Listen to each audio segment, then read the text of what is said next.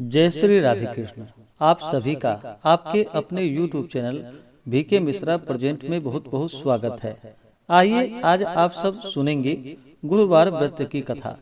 प्रत्येक गुरुवार को भगवान बृहस्पति देव का पूजन किया जाता है। इस दिन केले के वृक्ष के नीचे बैठ करके पूरे विधि विधान के साथ भगवान बृहस्पति देव का पूजन करना चाहिए, कथा श्रवण करनी चाहिए। भगवान बृहस्पति देव को पीला पुष्प, पीला चंदन अर्पित करनी चाहिए, धूप दीप दिखानी चाहिए, पीले वस्तु का भोग लगाना चाहिए। विशेष करके गुड़ और चने के दाल का भोग लगाए, मुनक्का आदि का भोग लगाना चाहिए और फिर गुरुवार व्रत का कथा श्रवण करनी चाहिए। इससे भगवान बृहस्पति देव अपने भक्तों के सभी प्रकार के दुखों को दूर कर देते हैं तथा सुख और समृद्धि का आशीर्वाद प्रदान करते हैं।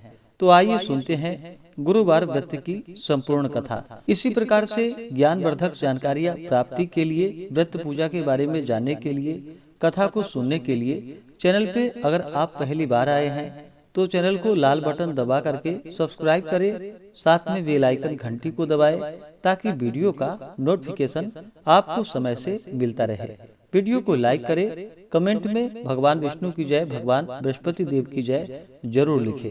तो बोलिए प्रेम से भगवान बृहस्पति देव की जय, भगवान विष्णु की जय, माता लक्ष्मी की जय, सर्वदेवी देवता की जय। प्राचीन समय की बात है। भारत में एक राजा राज्य करता था। वह राजा बड़ा ही प्रतापी तथा दानी था। वह नित्य प्रति मंदिर में भगवत दर्शन करने जाता था। वह ब्राह्मण और गुरु की सेवा किया करता था। उसके द्वार से कोई भी याचक निराश होकर नहीं लौटता था। वह प्रत्येक गुरुवार को व्रत रखता एवं पूजन करता था। हर दिन गरीबों की सहायता करता था। परंतु यह सब बातें उसकी रानी को बिल्कुल भी अच्छी नहीं लगती थी। वह न तो व्रत करती थी और न ही किसी को एक पैसा दान में देती थी। वह राजा से भी ऐसा करने को मना किया करती थी। एक समय की बात है कि राजा शिकार खेलने वन को चले गए। घर पर रानी और दासी थी।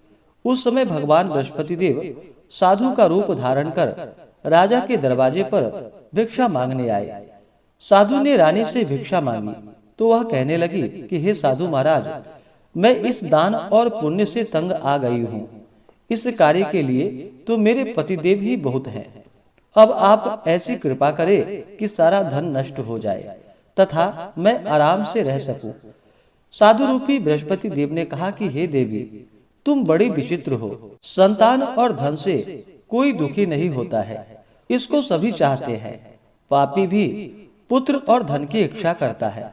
अगर तुम्हारे पास धन अधिक है तो भूखे मनुष्यों को भोजन कराओ, प्याऊ लगवाओ, ब्राह्मणों को दान दो, धर्मशालाएं बनवाओ, कुआं, तालाब, बावड़ी, बाग बगीचे आदि का निर्माण कराओ तथा निर्धनों की कुमारी कन्याओं का विवाह करवाओ, साथ ही यज्ञादि करो।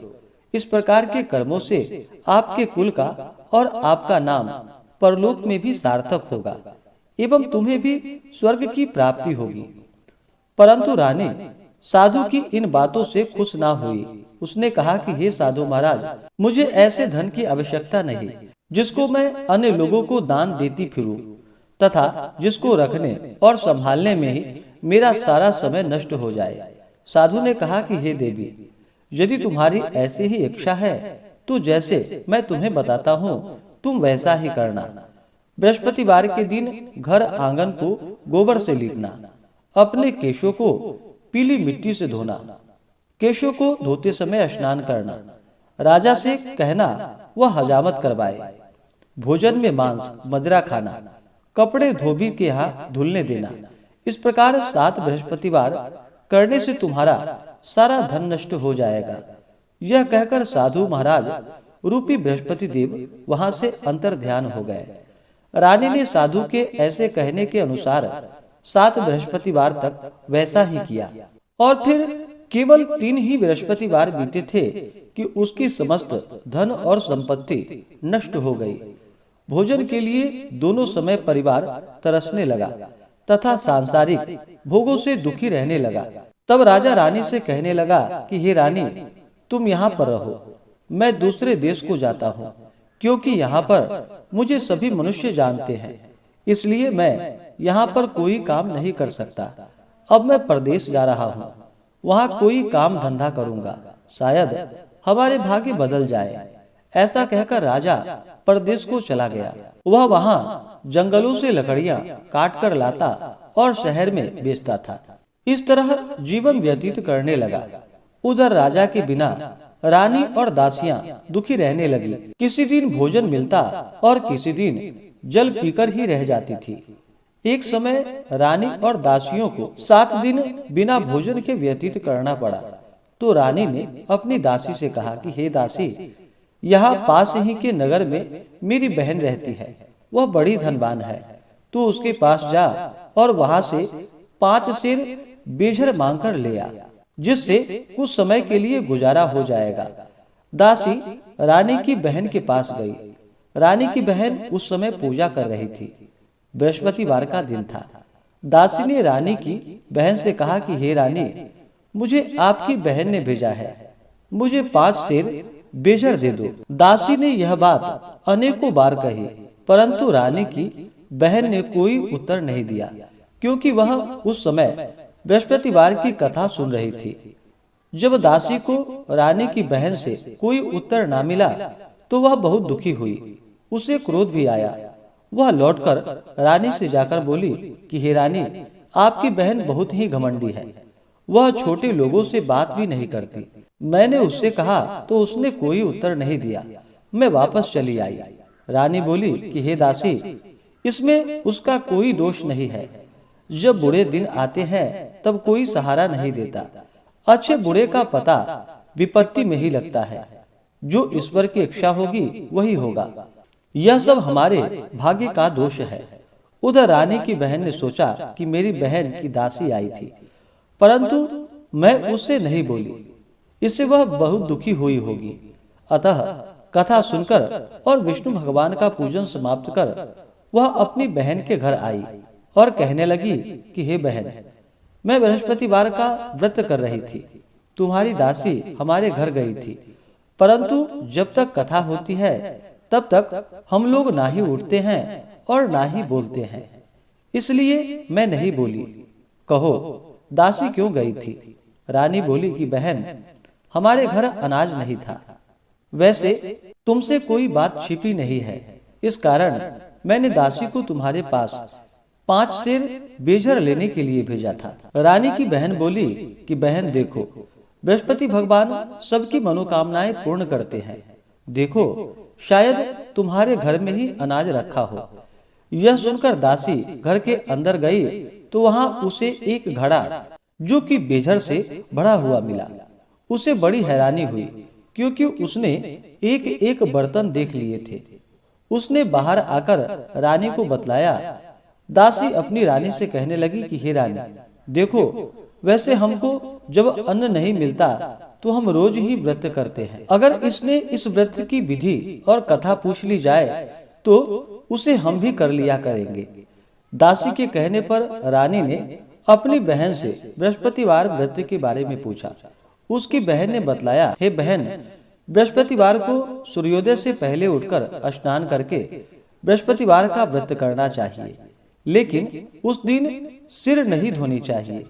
बृहस्पतिवार के व्रत में चने की दाल और मुनक्कों से विष्णु भगवान की केले के वृक्ष की जड़ के नीचे बैठ करके पूजा करनी चाहिए तथा दीपक जलावे। उस दिन एक ही समय भोजन करे। भोजन पीले खाद्य पदार्थों का करे तथा कथा सुने। इस प्रकार करने से गुरु भगवान प्रसन्न होते हैं, अन्न, पुत्र, धन देते हैं। इस तरह व्रत और पूजन की विधि बतलाकर रानी की बहन अपने घर को चली गई। रानी और दासी दोनों ने निश्चय किया कि वे बृहस्पति देव भगवान का पूजन जरूर करेंगी। 7 दिन बाद जब बृहस्पतिवार आया तो उन्होंने व्रत रखा। घुड़साल में जाकर चना और गुड़ बीन लाई तथा उसकी दाल से केले की जड़ में विष्णु भगवान का पूजन किया। अब भोजन कहाँ से आए?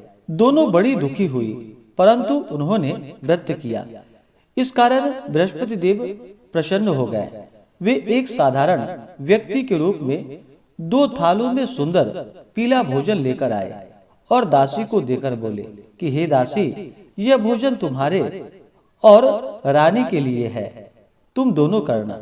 दासी भोजन पाकर बड़ी प्रसन्न हुई और रानी से जाकर बोली कि रानी जी, भोजन कर लो।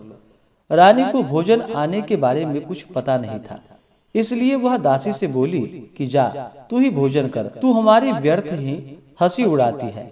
दासी बोली, एक व्यक्ति अभी भोजन देकर गया है।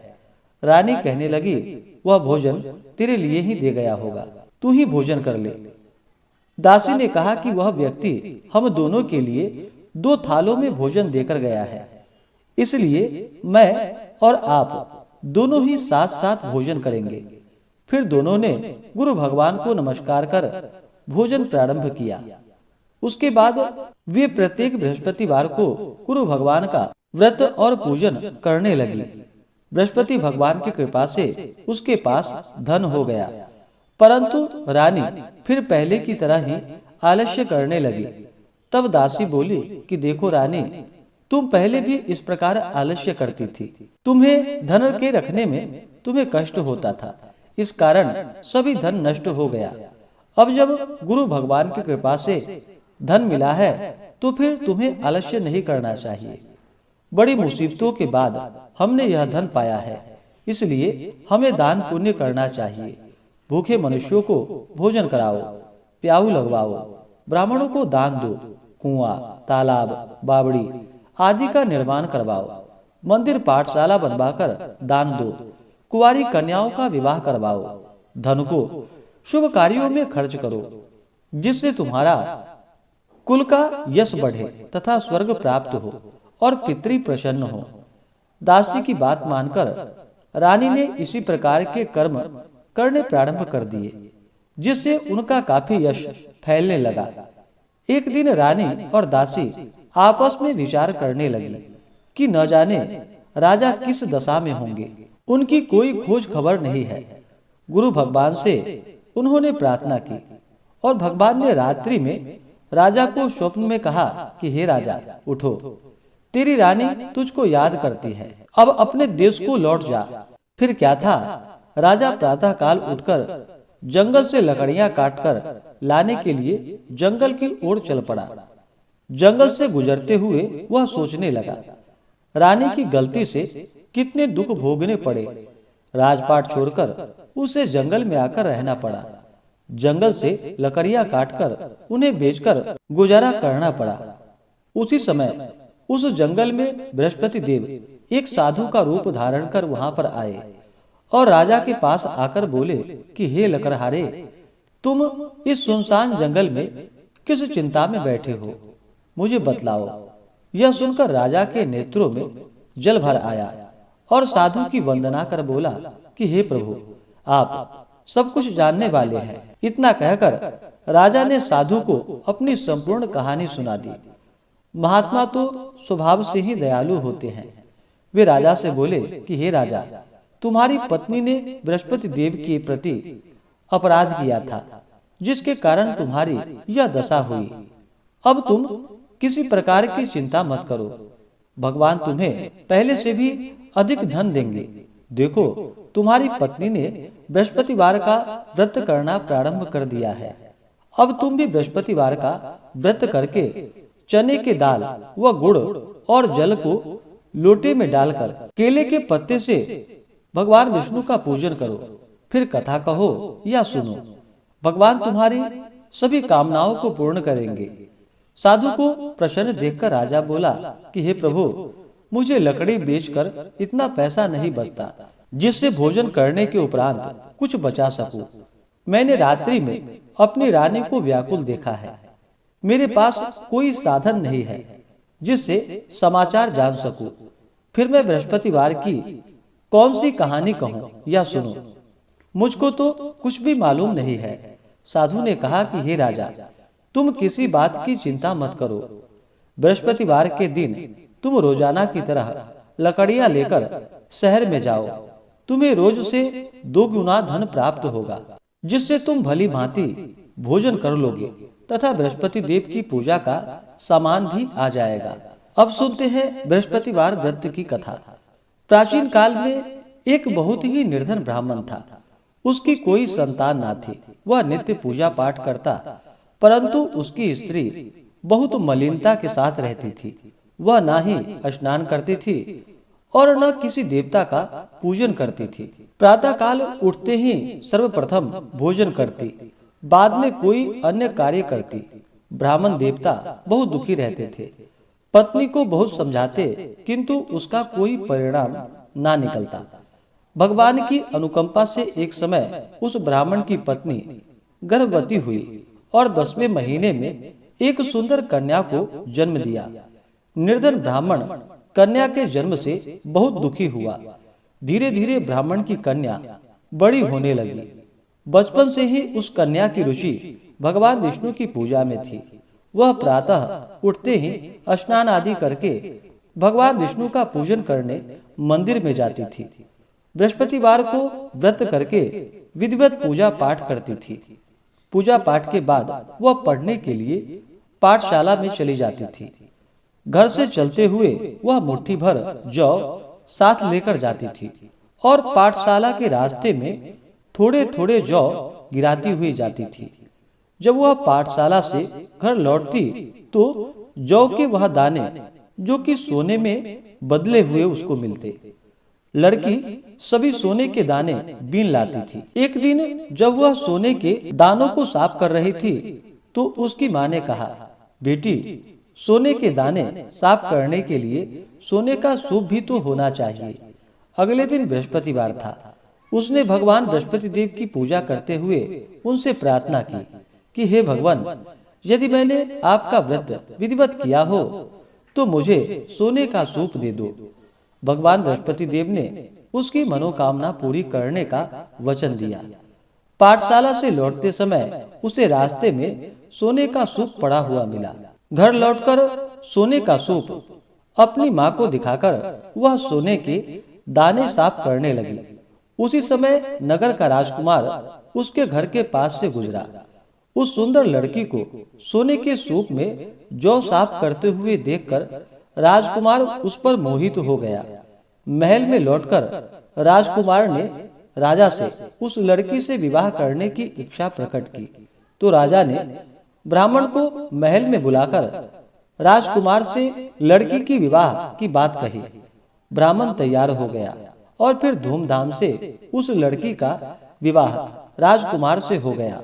दुल्हन बनकर ब्राह्मण की लड़की महल में चली गई। लड़की के चले जाने से ब्राह्मण फिर निर्धन हो गया।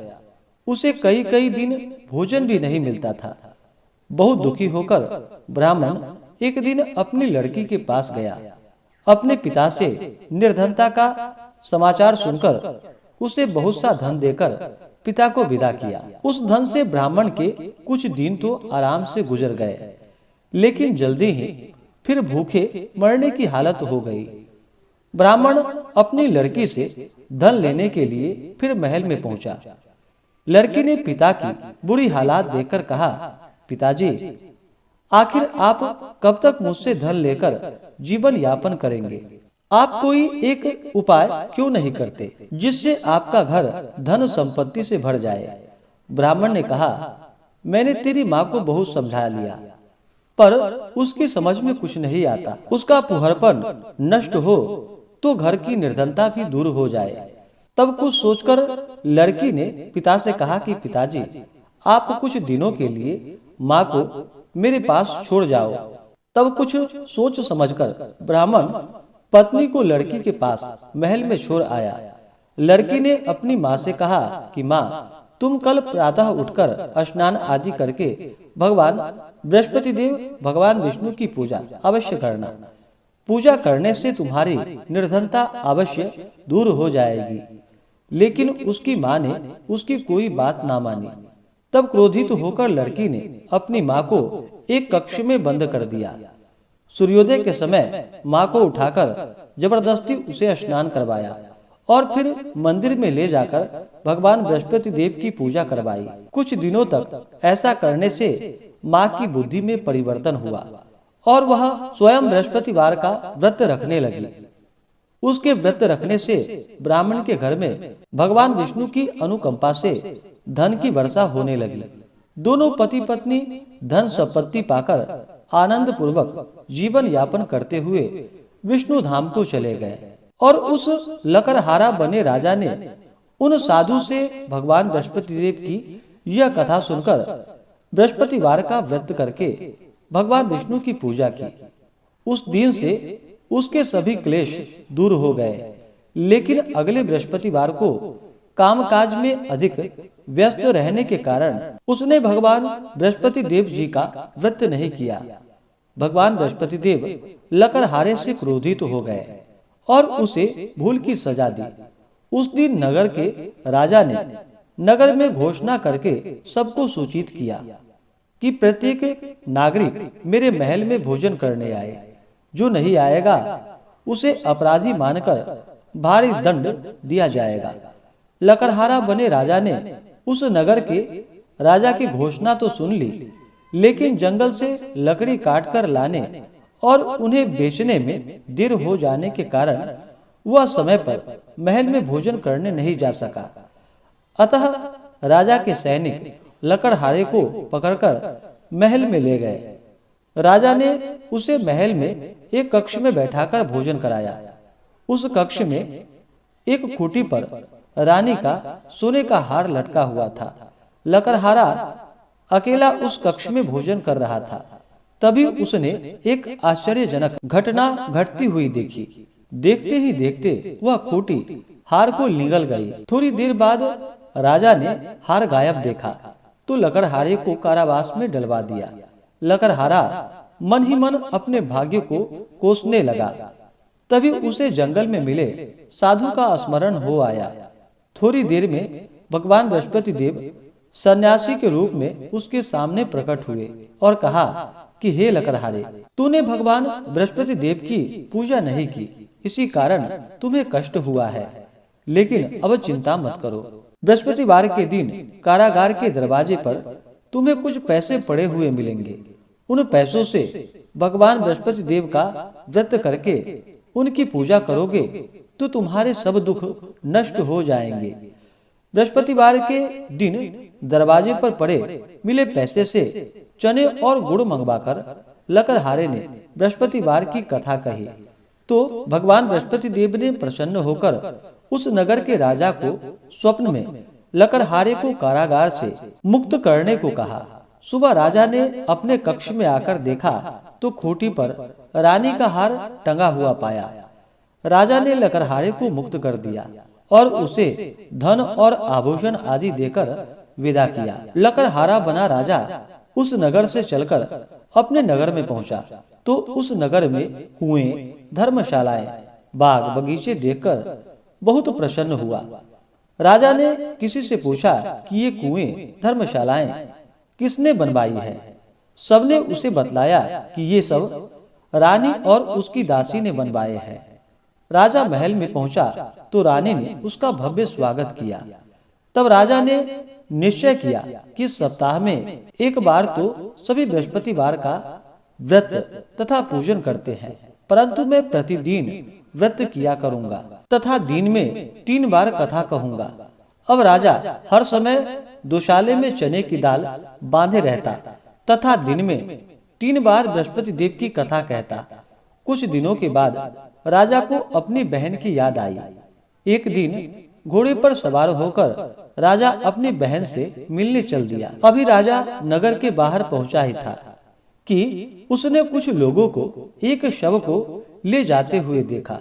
राजा को स्मरण हो आया कि आज उसने किसी को बृहस्पतिवार व्रत की कथा नहीं सुनाई है। राजा ने उन लोगों को रोककर कहा कि भाइयों, आप शव को ले जाने से पहले मुझसे बृहस्पतिवार की कथा सुन लो। लोगों ने राजा पर क्रोधित होते हुए कहा कि तुम पागल तो नहीं हो। लेकिन कुछ बड़े बूढ़े लोगों ने कहा, अच्छा भाई, साथ में चलते चलते तुम अपनी कथा भी सुना लो। राजा ने चलते हुए आधी कथा ही सुनाई थी कि शव हिलने लगा। राजा के पूरी कथा सुनाते ही शव उठकर बैठ गया। लोगों ने हैरानी से दांतों तले उंगलियां दबा ली और अगले बृहस्पतिवार से भगवान बृहस्पति देव का व्रत करने व कथा सुनने का निश्चय कर लिया। अब घोड़े पर सवार राजा चलते हुए एक किसान के पास पहुंचा। किसान अपने खेत में हल चला रहा था। राजा ने कहा कि अरे भाई, मुझसे बृहस्पतिवार की कथा सुन लो। किसान झुंझलाकर बोला, अरे भाई, तुम देख नहीं रहे, जितनी देर तक तुम्हारी कथा सुनूंगा उतनी देर में तो पूरे खेत में हल चला लूंगा। राजा निराश होकर चलने लगा। तभी किसान के बैल लड़खड़ाकर जमीन पर जा गिरे। किसान के पेट में भी जोरों का दर्द होने लगा। उस किसान की पत्नी जब खाना लेकर आई तो उसने किसान से इस बारे में पूछा। किसान ने घुड़सवार की पूरी कहानी सुनाई।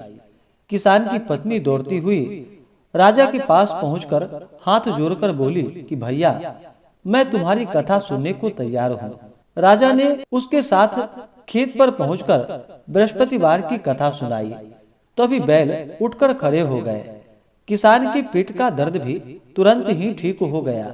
राजा अपनी बहन के घर पहुंचा तो उसकी बहुत आवभगत हुई। अगले दिन सुबह उठकर राजा ने देखा घर के सभी लोग भोजन कर रहे हैं। किसी भूखे को बृहस्पतिवार की कथा सुनाए बिना राजा भोजन नहीं करता था। उसने बहन से कहा कि बहन, क्या घर में कोई ऐसा व्यक्ति है जिसने अभी तक भोजन ना किया हो? उसकी बहन बोली, भैया, हमारे घर में तो क्या, आपको पूरे नगर में कोई ऐसा व्यक्ति नहीं मिलेगा जिसने सुबह सुबह भोजन नहीं किया हो। तब राजा ने बहन के घर से निकलकर उस नगर में बिना भोजन किए व्यक्ति की तलाश की। एक गरड़िए के घर में उसका बेटा बीमार होने के कारण भूखा रह गया था। राजा ने उसको जाकर बृहस्पतिवार की कथा सुनाई। कथा सुनते सुनते गरड़िए का बीमार बेटा बिल्कुल ठीक हो गया। सबने राजा की बहुत प्रशंसा की। एक दिन राजा ने अपनी बहन से कहा, बहन, अब हम अपने घर जाना चाहते हैं, तुम भी हमारे साथ चलो, कुछ दिन वहां रहकर लौट आना। राजा की बहन ने अपनी सास से पूछा तो सास ने ताने देते हुए कहा, बहू, मायके जाना हो तो अकेली जाना, मेरे पोते को नहीं ले जाना। तुम्हारे भाई के कोई संतान नहीं है, कहीं तुम्हारी भाभी मेरे पोते पर कोई जादू टोना न कर दे। दूसरे कक्ष में बहन की सास की बातें सुनकर राजा दुखी मन से अकेले ही अपने घर को लौट गया। रानी ने राजा से कहा, आप तो अपनी बहन को साथ लाने की बात कहकर गए थे, फिर बहन को साथ क्यों नहीं लाए? तब राजा ने दुखी होते हुए कहा, रानी, हम निसंतान हैं, इसलिए कोई हमारे घर आना पसंद नहीं करता है। रानी ने राजा को समझाया कि हे प्राणनाथ, हमें बृहस्पति देव ने सब कुछ दिया है, अब भगवान बृहस्पति देव हमें संतान भी अवश्य देंगे। बृहस्पतिवार को विधिवत व्रत करते हुए राजा रानी ने भगवान बृहस्पति देव से संतान के लिए प्रार्थना की। कुछ दिनों के बाद उन्होंने स्वप्न में दर्शन देते हुए कहा, हे राजन, तेरी मनोकामना अवश्य पूरी होगी। एक सप्ताह बाद ही रानी गर्भवती हो गई। 10वें महीने में रानी ने एक सुंदर पुत्र को जन्म दिया। राजा रानी जीवन पर्यंत बृहस्पतिवार का व्रत करते रहे। उनके घर में धन की वर्षा होती रही। इस तरह आनंद पूर्वक जीवन यापन करते हुए राजा रानी भगवान बृहस्पति देव की अनुकंपा से मोक्ष को प्राप्त करके सीधे वैकुंठ धाम को पहुंच गए। बृहस्पतिवार को विधिवत व्रत करके जो स्त्री पुरुष भगवान बृहस्पति देव की पूजा करते हैं तो भगवान उनकी सभी मनोकामनाएं अवश्य ही पूर्ण करते हैं। तो बोलिए प्रेम से भगवान विष्णु की जय, माता लक्ष्मी की जय, भगवान बृहस्पति देव की जय, सर्वदेवी देवता की जय। इसी प्रकार से जो भी भक्त सच्ची श्रद्धा के साथ गुरुवार का व्रत करते हैं, भगवान बृहस्पति देव का पूजन करते हैं, कथा श्रवण करते हैं, इससे भगवान बृहस्पति देव अपने भक्तों के दुखों को दूर कर देते हैं तथा सुख और समृद्धि का आशीर्वाद प्रदान करते हैं। तो आशा करता हूँ कि यह जानकारी कथा आपको अच्छा लगा हो। ऐसे ही ज्ञानवर्धक जानकारियाँ प्राप्त करते रहने के लिए, व्रत पूजा के बारे में जानने के लिए, कथा को सुनने के लिए चैनल पे अगर आप पहली बार आए हैं तो चैनल को लाल बटन दबा करके सब्सक्राइब करें, साथ में बेल आइकन घंटी को दबाएं ताकि वीडियो का नोटिफिकेशन आपको समय से मिलता रहे। वीडियो को लाइक करें, शेयर करें। सुखी रहें और स्वस्थ रहें। जय श्री राधे कृष्ण। धन्यवाद।